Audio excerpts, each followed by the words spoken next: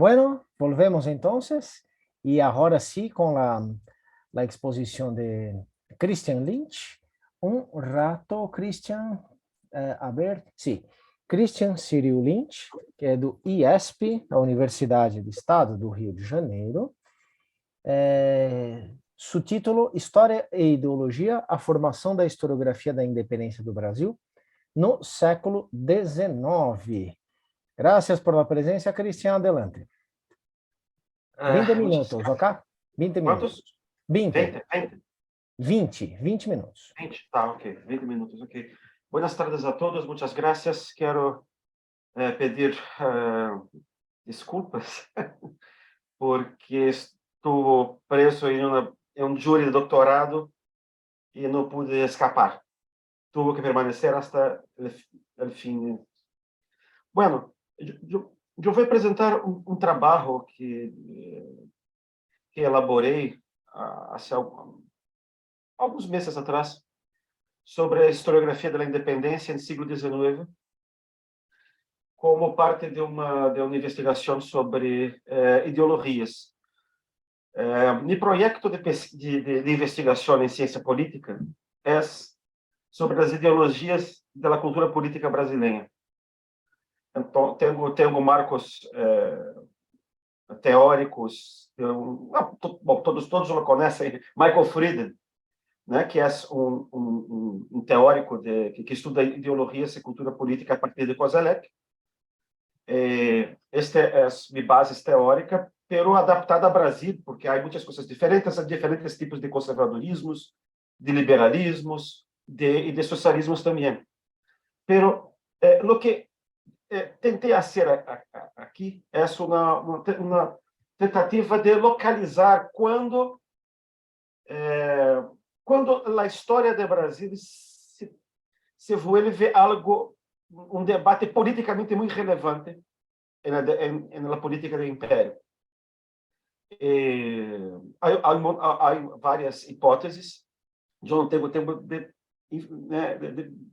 desenvolver todas, porque eu defendo a ideia que há três tipos de historiografia que se pode classificar de um ponto de vista ideológico no século XIX, e creio que aí hasta hoje há uma historiografia conservadora, uma historiografia liberal moderada ou liberal pura e uma historiografia radical.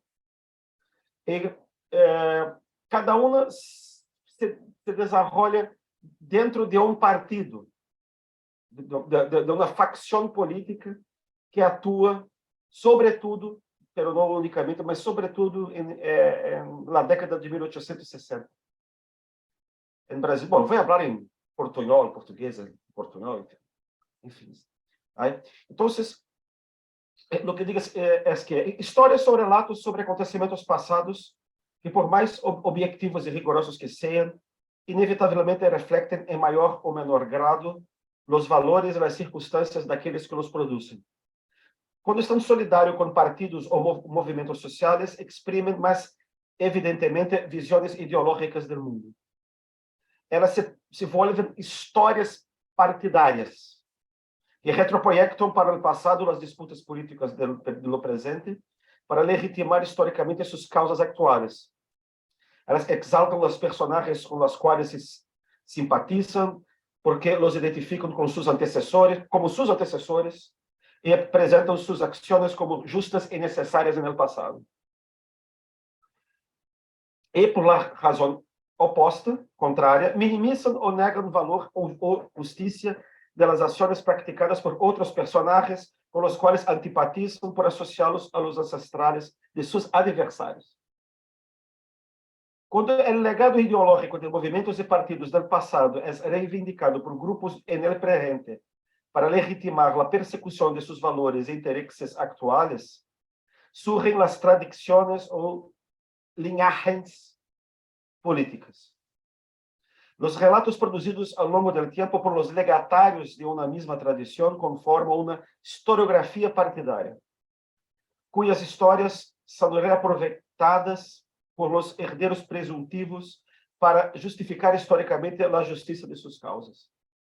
De um ponto de vista ideológico, as historiografias podem ser classificadas conforme os valores que elas orientam em la interpretação de los factos históricos. Então, a historiografia pode ser denominada, classificada como conservadora, se hace a defesa da autoridade em los relatos históricos, no presente, claro, por supuesto, pero também no passado, a defesa da autoridade. Liberales se consagram na defesa da liberdade. Os socialistas se adotarem a igualdade como critério supremo do juízo de justiça dos acontecimentos e personagens históricos.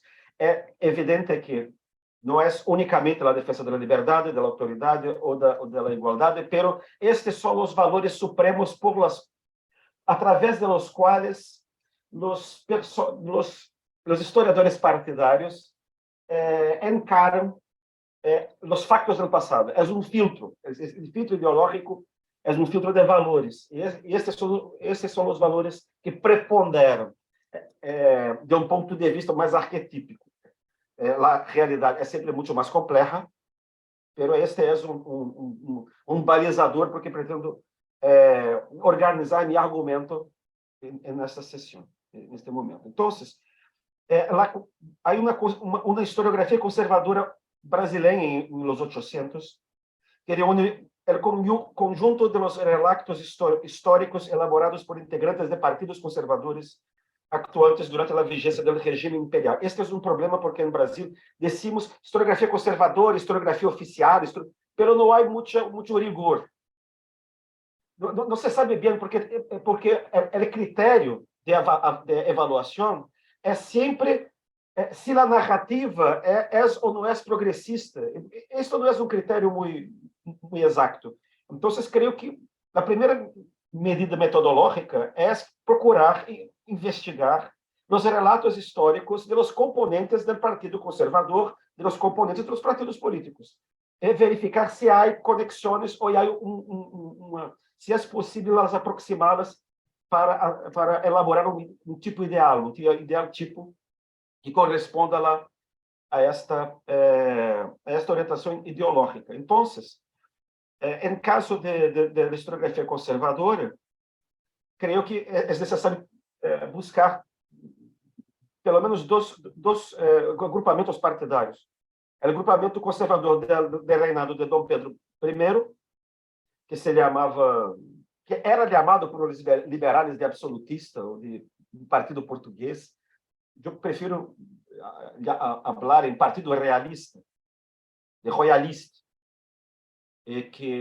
cujo grande representante foi o Visconde de Cairu. E durante o reinado de Dom Pedro II, os mais importantes foram Van Hagen, o Visconde de Porto Seguro, e Pereira da Silva, que foi o historiador do partido Saquarema, do partido conservador do Império, mais incluso que Van Hagen, porque Van Hagen era conservador, mas não era Saquarema. Eu decidi fazer o mesmo com a historiografia liberal. E os mais importantes representantes desta... um momento. Não são apenas estes dois, são 8. Mas estou falando dos mais importantes. O Partido Liberal, creio que o mais importante foi o Barão Homem de Melo, que foi foi vice-presidente do Instituto Histórico, foi um homem que foi muito importante para desenvolver uma concepção liberal Whig, pouco Whig, durante o reinado de Dom Pedro II sobre a historiografia da independência. Mas não é o único, há discursos também de Joaquim Nabuco, de Rui Barbosa e outros também. E na historiografia radical é pouco mais difícil porque não há historiadores. Há panfletários, que são panfletários, mas muito importantes na elaboração dessa historiografia, como Teófilo Otoni e também, creio que, Saldanha Marinho, que eram os jefes mais importantes do Partido Liberal Radical, o Liberal Histórico, que depois será o Partido Republicano. Então, já posso adiantar que são narrativas son versiones de la historia que se prolongan hasta hoy. Puedo declinar nombres de grandes historiadores del siglo XX en Brasil que repiten estas diferentes interpretaciones. En el caso del Partido Conservador, la característica general de esta interpretación es presentar la independencia como un caso excepcional y bien sucedido de construcción de una nueva nacionalidad, ¿no? Es la idea de que el valor más importante es la preservación de la integridad del territorio brasileño. El territorio brasileño es la garantía de un futuro de imperio, un futuro de gloria, un futuro de Brasil potencia, algo así que viene hasta hoy. Entonces, la monarquía fue la responsable por este mantenimiento de esta unidad territorial. Entonces, eso es una historiografía que va a ser el elogio de las personalidades de la dinastía de Bragança. Es una historiografía que es lusófila, ela hace referência elogiosa à colonização portuguesa e, sobretudo, a figura de Dom Juan VI. Dom Juan VI, porque foi a vinda de Dom Juan VI que foi responsável por o enraizamento da monarquia em Brasil e a preservação deste vasto território, que é a garantia de Brasil, país do futuro. E os acontecimentos da independência, claro, o espejo invertido dessa historiografia é a Argentina. A Argentina é sempre o exemplo de lo que se passou mal. Que se passou mal, que é a desagregação, a guerra civil. Então, a América Latina, quando se habla de América Latina, em geral, é sempre a Argentina. E é um espejo negativo. Pero será um espejo positivo na historiografia radical de fines do século XIX. Bueno, esta historiografia não confere importância às rebeliões coloniais e a seus personagens, que são associados à fermentação republicana responsável por la fragmentação territorial da América Espanhola, e explica Brasil pouco em função de lo que se passa na América.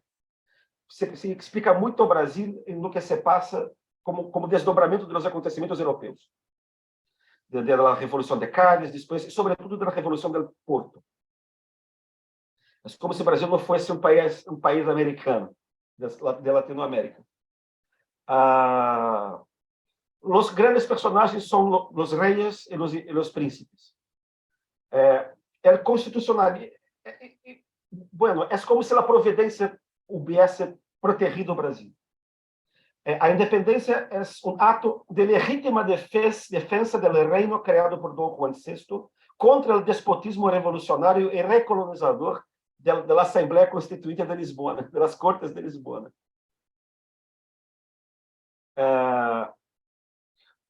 O reconhecimento da independência pagando 4 milhões de libras é um bom preço por evitar a continuidade da guerra civil. Bueno, os traços específicos são os seguintes: positividade do legado ibérico e do reinado americano de Dom Juan. A independência é uma legítima defesa contra as Cortes de Lisboa, que são revolucionárias, são liberais, são radicais. Então, a independência é uma espécie de legítima defesa de um constitucionalismo moderado. O herói, o protagonista é Dom Pedro I. A dissolução da Assembleia Constituinte é algo positivo também, porque a Constituinte brasileira se volviu uma repetição da Constituinte de Lisboa, radical, revolucionária. Então, foi algo bueno esta dissolução. E a Constituição otorgada é muito elogiada como muito superior a todas aquelas que se estava elaborando na Constituinte. Há uma discussão sobre quem são os outros heróis. Curiosamente, os heróis são os membros do Partido Liberal de la Independência. que são Clemente Pereira, por exemplo. Por quê? Porque Gonçalves Ledo são gente que participa, que fará parte do Partido Conservador no reinado de Dom Pedro II, 30 a 40 anos depois. Então, é algo curioso. José Bonifácio é um tirano, porque perseguia a estes personagens. Bueno, o que passa é que a história conservadora é buena de um ponto de vista de exactidão. Os factos são há qualidade em general nesta historiografia, mas há insuficiências, uma obsessão com a unidade nacional, um eurocentrismo, não se confere atenção aos condicionantes americanos da emancipação, a ênfase exagerada conferida ao elemento da ordem, que reduz a importância das conspirações, das rebeliões regionais. Pero há muitas qualidades e então há uma tradição. Se foi possível se apropriar desta historiografia durante a República, por exemplo, por gente como Euclides da Cunha e, sobretudo, Oliveira Lima. Eu creio que Oliveira Lima é um monumento historiográfico de 1922 e 1909, que escreveu livros como Dono Juan Sisto em Brasil, O Movimento da Independência. São reflexos desta historiografia. Bueno, a historiografia, não sei se tem tempo para falar da historiografia liberal moderada, mas vou falar rapidamente da historiografia radical. A historiografia radical é uma versão radicalizada da historiografia liberal, que é esta mais rica, e ela se orienta por um valor de liberdade, por uma liberdade radical. Valoriza de uma maneira exacerbada o valor da liberdade, radicaliza a interpretação liberal moderada da independência para justificar. É importante recordar que há uma luta por poder em pesos da década de 1860 e é ao longo desta discussão que o mais importante do debate historiográfico tem lugar. Então, os liberais históricos ou radicais reaparecem na cena política e querem justamente combater a visão conservadora da independência do Brasil. Há incluso um episódio específico, que é a inauguração da estátua de Dom Pedro I em Rio de Janeiro, e que é o estopim para toda esta discussão historiográfica. Bueno, então, os mais importantes historiadores radicais são Teófilo Otoni, Saldanha Marinho e Melo Moraes. Melo Moraes é um historiador que não é bem historiador, pero ele se vuelve republicano em fins de sua vida. Há outros autores também, panfletários, não é como falar deles. A característica general desta historiografia radical é a ideia de que a independência é frustrada. E a independência é frustrada porque o que se passou é na continuidade da monarquia absoluta encapuçada como monarquia constitucional, e que a verdadeira independência teria sido uma independência republicana, como em el modelo norte-americano. Toda a história, essa historiografia radical, em verdade, ela é toda filtrada por uma filosofia, uma teoria crítica da história que julga os fatos históricos conforme um ideal do que seria justo e o que não é justo, e isto conclui, né, em uma condenação cabal de todos os hechos históricos. Tudo se passa como se fossem traições, como se fossem frustrações. Há uma concepção agônica do passado histórico. É muito interessante porque na historiografia conservadora não há muito câmbio, mas o passado é valorado positivamente. Então, há que manter as tradições. E há muito pouco que cambia também na historiografia radical, mas é o contrário. do ponto de vista de valor, a história é um acumulado de desgraças, de iniquidades, e é necessário romper por um acto de vontade do povo. Então, há uma centralidade da ideia de revolução. Revolução para convocar a Assembleia Constituinte ou para a República. Então, os traços particulares são uma filosofia radical como etalão, um padrão de uma história crítica do Brasil. A independência sobre a monarquia é considerada um desvio do destino histórico do Brasil, porque o Brasil tem que seguir os destinos americanos. E há sempre acidentes, azares, que são obstáculos para que o Brasil pueda tornar-se verdadeiramente republicano. A chegada de Dom Juan é considerada uma catástrofe. Depois, a permanência de Dom Pedro, que aclimatará a monarquia, uma monarquia especificamente brasileira, e, por conseguinte, o servilismo entre os brasileiros. E três, que quando da deposição de Dom Pedro I, a República não tenha sido proclamada, em 1831. São os três grandes catástrofes da história brasileira que são obstáculos à verdadeira independência do Brasil. O terceiro traço, característica particular, é que, claro, por supuesto, a República seria a verdadeira independência, a República é o federalismo, sobretudo, também. É o federalismo. A dissolução da Constituinte é uma espécie de pecado original da monarquia, que ela torna permanentemente ilegítima, todo o tempo, 40, 50, 60 anos, não importa. E os heróis são os mártires, né, e os bandidos. Né? Há mártires e impostores de uma independência traída. Então, o acento é sempre em los que foram executados, fuzilados, enforcados durante as revoluções contra o antigo regime ou depois contra Dom Pedro I.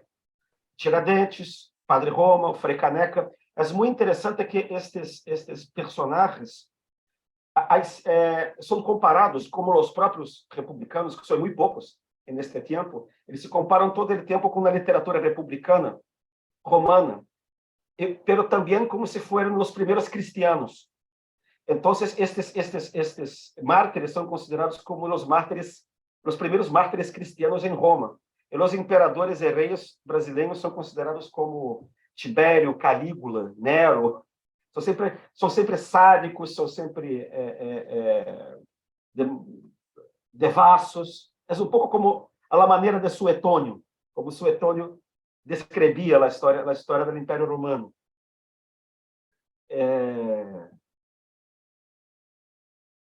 Muito bem. Esta historiografia radical não tem qualidade historiográfica. Ela, em verdade, não há objetividade, é propaganda. Mas há um elemento interessante, muito interessante, que é a ideia de que é preciso olhar, mirar personagens para mais além do Estado ou das élites. Então, há um componente muito interessante que depois olhar mais democrático obriga a historiografia a incorporar mais personagens para além destes grandes iluminados da história. Creio que é uma consequência muito, muito relevante. Quanto tempo tenho? 5 minutos ou já acabou?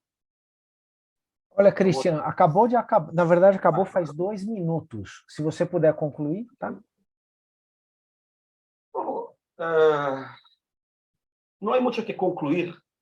O que é interessante, né? Há também esta outra historiografia que eu chamo liberal moderada, é que todas têm continuidades no século XX.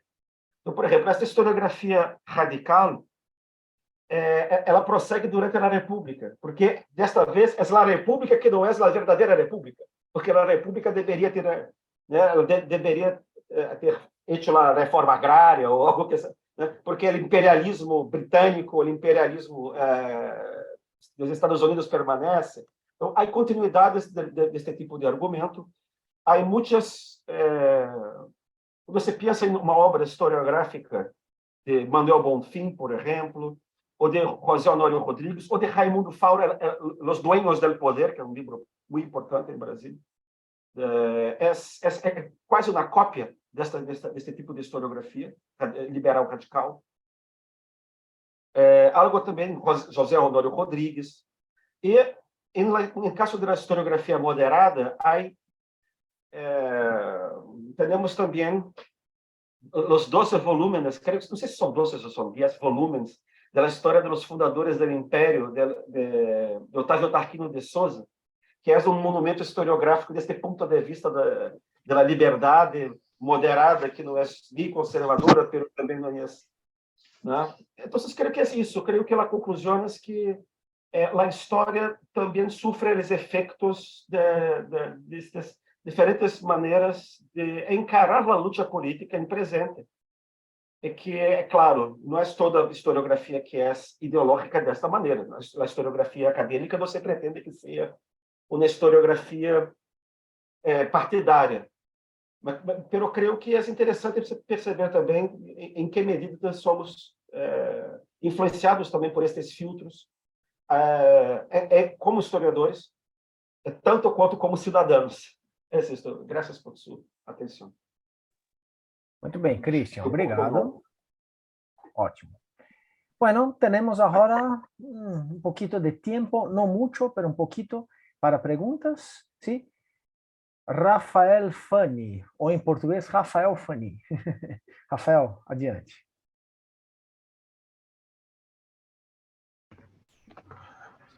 Olá a todos e a todas. Parabéns, Christian, aí pela apresentação. Eu estava elaborando aqui a minha questão, meio que você tocou nisso no finalzinho da sua fala.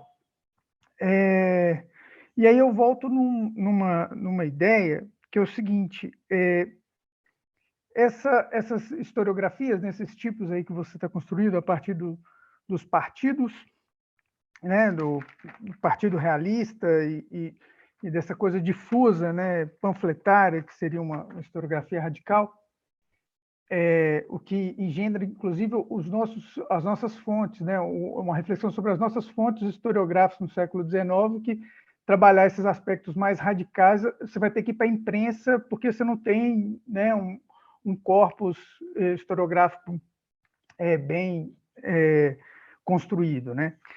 Mas, enfim, como você já adiantou, isso tem projeções para a historiografia do século XX, né? E, de certa maneira, como que esses dois tipos vão, de certa forma, inviabilizar um conceito de revolução, né? Aí, de repente, você poderia falar um pouquinho mais sobre isso. A gente pode falar de uma genealogia na historiografia brasileira da não-revolução, né? Seja no marco da independência, seja na sua própria formação enquanto Estado-nação. Se você puder falar um pouco mais sobre isso, basicamente, o que me suscita a sua fala é exatamente isso, né? Da inviabilização do uso do conceito de revolução como um arcabouço metodológico, analítico, para entender a própria história do Brasil. Obrigado. Gracias, Rafael. Fabio. Bueno, hola Cristian nuevamente.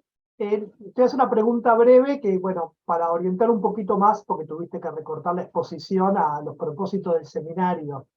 En lo que me parece muy interesante el análisis de la posibilidad de identificar determinadas concepciones ideológicas con determinadas producciones historiográficas o interpretaciones del pasado, para no darle por ahí, digamos, otro tipo de entidad. Lo que quería saber es si compartían la misma concepción de la temporalidad, porque sobre todo pensando en tu trabajo, del libro Tiempos Críticos, sobre Bernardo Pereira de Vasconcelos, líder conservador, que uno encuentra que su filosofía de la historia no es muy diferente a la de sus oponentes, simplemente que plantea otra forma de la cual debe actuar la política en relación a las transformaciones, pero tiene una filosofía progresiva. Para no hacerlo muy largo, eso. ¿Cuáles serían si comparten, si no las comparten, las concepciones de la temporalidad y cuáles serían las diferencias en ese campo? Gracias, Fabio. ¿Alguien más? ¿Alguna pregunta más? ¿No? Bueno, yo voy a hacer una entonces. Y ahí propongo que nos quedemos con estas tres, puede ser. Y después pasamos a Cristian y bueno, y probablemente cerramos enseguida. Cristian, una cosita. Interesante tu caracterización de una historiografía en el siglo XIX como, bueno, con sus características, con sus conexiones con la política, pero con rigor metodológico. Mientras una otra sin rigor metodológico y profundamente ideologizada. ¿Sí? Creo que puedo apropiarme de esta caracterización tuya. Te pregunto nada más. Estos criterios de rigor metodológico en el siglo XIX no son ellos también ideológicos, o al menos en parte ideológicos. Pues si observásemos un desarrollo del siglo XX, eso cambiaría un poco, pero me parece que hay que considerar también que la definición de rigor metodológico en el siglo XIX también fue una creación profundamente imbricada en, bueno, la constitución de los estados nacionales, las construcciones de órdenes conservadores, o sea, no hay un ventaje de esta historiografía cuando uno la considera como de rigor metodológico, pues está justamente ajustada a algunos criterios ideológicos de su tiempo. ¿Qué te parece esta cuestión? Gracias. Te passo a palavra então, sim. Ok. Bom, Rafael, eu diria que o próprio conceito de revolução ele também é disputado. Não há uma ausência do conceito de revolução, há diferentes sentidos do conceito de revolução. O Pereira da Silva, por exemplo, o Varnhagen, esses caras que são mais conservadores, eles também falam em revolução, só que eles dizem assim, nossa revolução foi diferente. É um pouco como a Revolução de 64. Nossa revolução foi diferente, nossa revolução teve menos sangue. Todos chamam de revolução. Então, na verdade, e aí os radicais vão dizer que não houve revolução, que foi uma farsa. Entende? Então, eu acho que a resposta passa um pouco por aí, quer dizer. Não é uma questão de se houve ou se não houve revolução, porque isso é uma questão irrespondível. Você tem que definir o que é uma revolução primeiro. Você tem a disputa sobre a natureza dessa revolução. Todos acabam dizendo que teve uma revolução na independência. Depois tem outros casos que diz que foi revolução, que não foi. Em 1831, por exemplo, na abdicação de Dom Pedro I, os conservadores dizem que foi um ato voluntário do imperador. Não foi uma revolução. Ele não abdicou forçado. Eles têm que valorizar o elemento de autoridade da monarquia. Os radicais vão dizer que foi revolução, que foi posto para fora, que foi um absurdo não fazer a república. Tudo bem? Fábio, as temporalidades são claramente diferentes nas três historiografias. Na historiografia conservadora, você tem uma preocupação constante, na verdade, de mostrar as continuidades. O tempo histórico, na verdade, ele é muito lento e o presente já está no passado, de alguma maneira. Então, essa historiografia, quando ela vai descrever a integridade do Brasil, que é algo que, na verdade, só está garantido em 1845, talvez, no mínimo 1845, que é a guerra da Farroupilha, no Rio Grande do Sul, é algo que só está garantido ali, ela é retroprojetada. É como se o Brasil sempre existisse. Né? Então, por exemplo, Dom João está no Brasil. Quando a corte portuguesa veio para o Brasil, o Varnhagen chega a dizer o seguinte, a narrativa do Varnhagen sempre diz o Brasil e a corte. Não é Brasil e Portugal, Brasil e a corte, Brasil e a corte. Então, quando Dom João vem, a corte só mudou de lugar, ela só cambiou de lugar. Então, a história é contada, encharcada de presente. De maneira que os fatos não há muito câmbio. Todo está previsto. Há também subterrâneo a ideia da providência, de que Deus protege os destinos do Brasil. Então, de alguma maneira, tudo que acontece é bom, é benéfico, tudo que é de ruim, Deus colocou a mão, e o agente de Deus é a dinastia de Bragança. Não é uma narrativa reacionária, não, mas tem sempre algo... É como se a história tivesse um sentido oculto. Tudo converge para a independência sob o signo da monarquia. A monarquia de Bragança sempre foi amiga do Brasil, né? Então, as mudanças são sempre vistas como continuidades. E aí você justifica, por exemplo, no caso do brasileiro, né, que o modelo de governabilidade criado pelos Saquaremas em 1837, 40, que ele permaneça em 1860. Porque o que está se discutindo é o modelo de governabilidade Saquarema. Se você vai manter, que é um sistema hierarquizado de poder, né? Executivo, legislativo, moderador em cima. É isso que está sendo discutido na época. E você retroprojeta, historicamente, o problema. A historiografia liberal, a moderada, também não tem mudança. Eu acho que não existe mudança histórica. É como se o tempo tivesse congelado, encantado, como na história da Cinderela. Não, é a história da Cinderela, não, da Bela Adormecida. Na história da Bela Adormecida, ela recebe, né? Ela fica dormindo e o reino fica congelado até que o príncipe encantado apareça. A temporalidade radical é vista como um processo agônico entre povo e dinastia. Povo e a dinastia de Bragança. Ou uma corte, que seria a extensão da dinastia de Bragança, os cortesãos. Essa é uma luta permanente que nunca termina e o povo sempre perde. É assim que é considerada a história.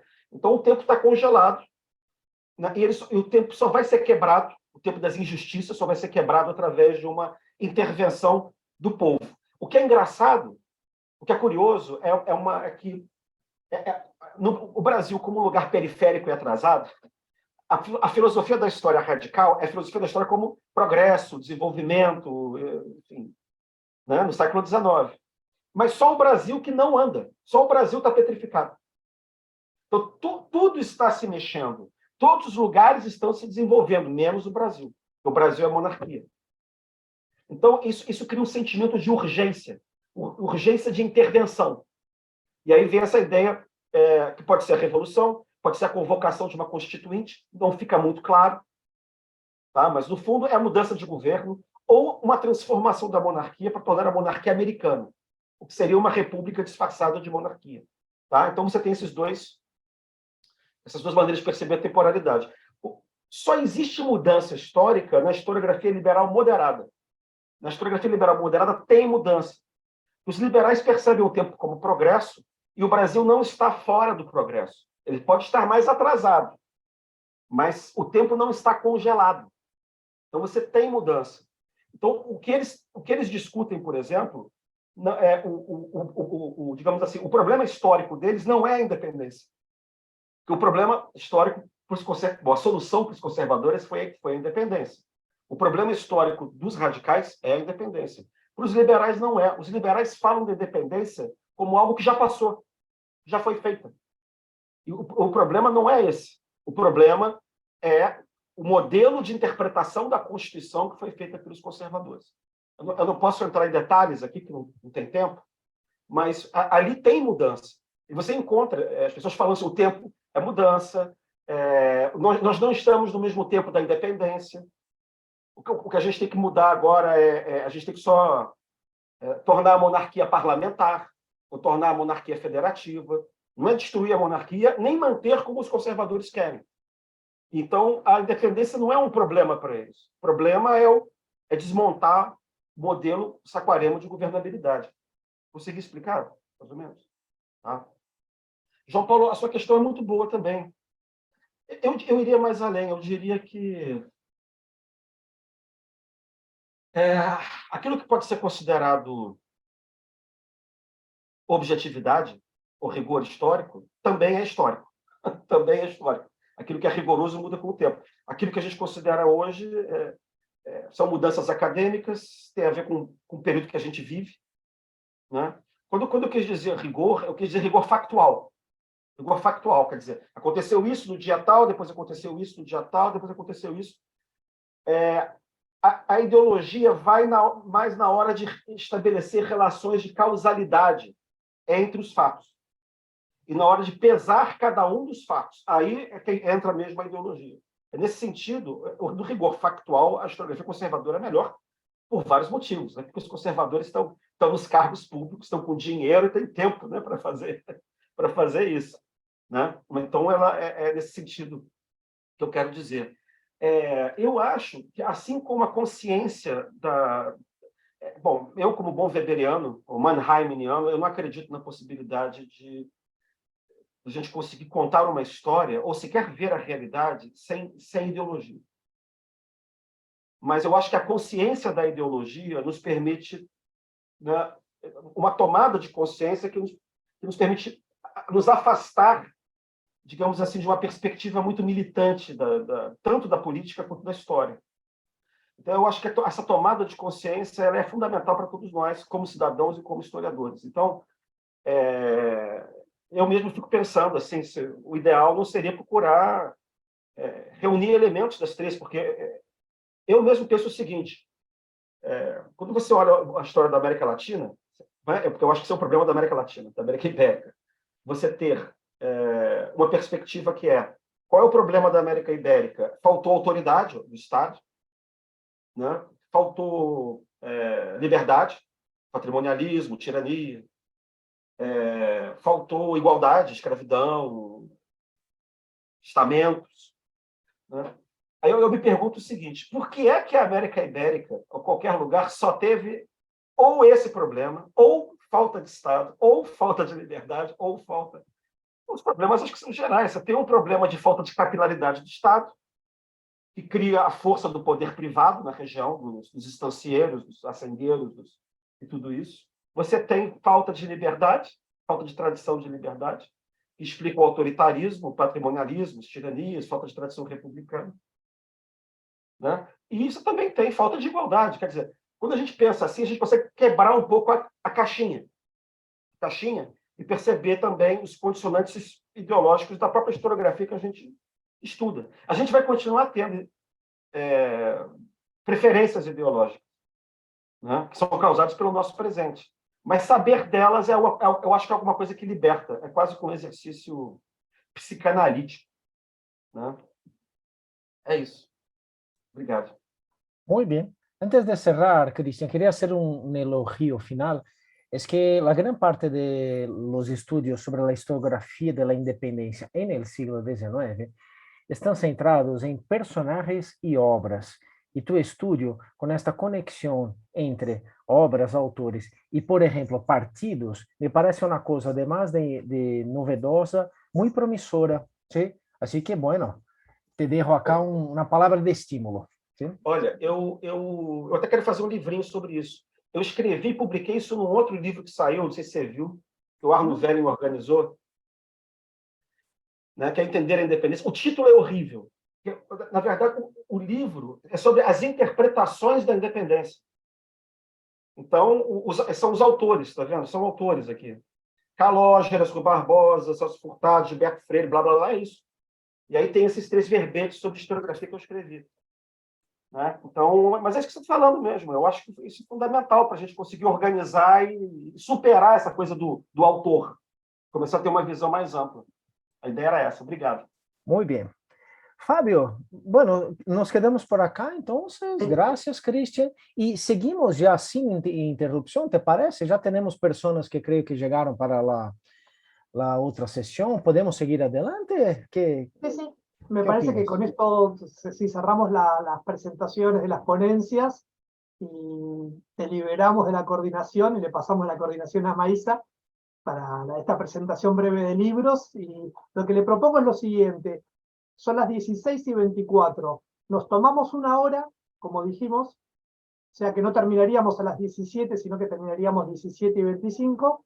Después nos tomamos 5 minutos para descansar y hacemos la parte final de 17:30, 18:30. Solo va a ser media hora más que lo que era originalmente. Pero así podemos terminar bien.